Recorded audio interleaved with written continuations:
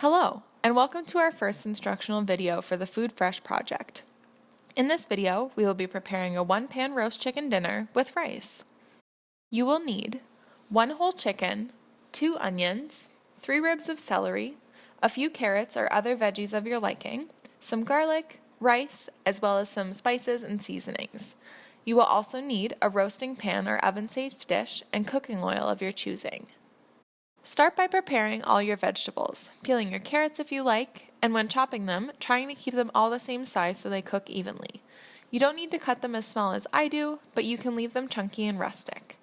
When cutting and chopping vegetables, make sure to keep your fingertips tucked in and use your knuckle as a guide for the knife. We don't want any finger-related casualties. It may feel awkward at first, but practice makes perfect and we are in no rush here, so take all the time that you need.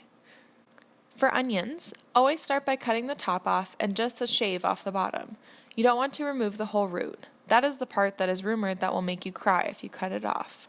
Once you have that done, cut them in half down the middle. Cutting off the top and bottom comes in handy for this because they're nice and flat.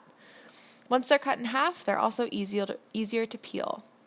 Continue by making horizontal slices in the onion, keeping your palm on the top and fingers pointed up. Then make a few vertical slices. We're kind of pre-dicing our onion. Once you have that done, chop away. Your onion should come apart in sweet little cubes. When you're close to the last little bit, chop around the root, getting as close to it as you can because we'd want to waste as little as possible.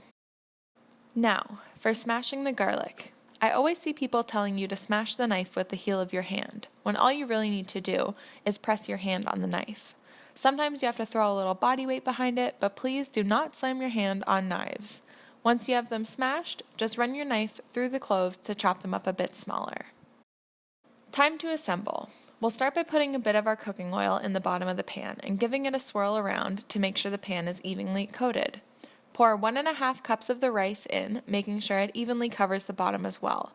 On top of that, we'll pour 2 cups of water over the rice and we'll start to add our vegetables over top, keeping a little of each behind for the soup we're going to make with the leftover chicken bones. Make sure to season all your rice and vegetables before we add the chicken on top. Place your chicken on the bed of rice and vegetables, breast sides up. Then we will continue our seasoning, adding salt, pepper, and our herbs to the chicken. When doing this, feel free to add your favorite spices or seasonings. We've provided thyme, but savory or any other herb would be delicious with this recipe. The more the merrier, really. Once our chicken is seasoned to our liking, we are going to cover it in foil and throw it in a 350-degree oven for about an hour. Once our hour is up, we're going to take our chicken out of the oven, crank it to about 425, remove the foil from our roasting pan, and throw it back in for about 30 minutes to get some color and crispiness on our chicken. Take your golden brown chicken out of the oven, and if you'd like to double check its doneness, I highly recommend using a meat thermometer. They are the most accurate way of telling the doneness of meats. If you have one, check the thickest part of the breast as well as the thigh. Both should read at least 165.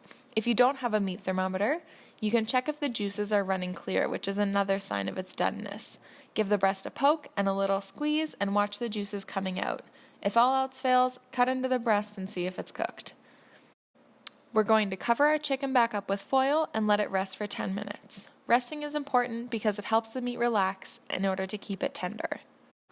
Now for the butchering part of the chicken. Feel free to skip this part if you like. It's just as effective to pull the chicken off the bone and serve it that way. But if you feel up for an extra step, come along.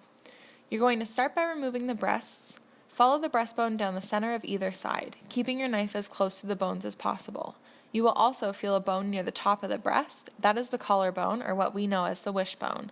Follow that all the way down until you can cut the breast free. Repeat on the other side. The legs are easily removed by flipping the chicken over, lifting the leg you want to remove, and following the joint on the back for each one. Then, you can split the thigh from the leg right through the joint in the middle, which would be their knee, I guess. Or haul the legs right off if you feel more up to that. Remove the wings from the breast if you'd like, slice the breast up, and you're done. We really hope you enjoy this recipe. Feel free to add a sauce, whether it be barbecue, soy, or some gravy, or make a sauce of your own creation.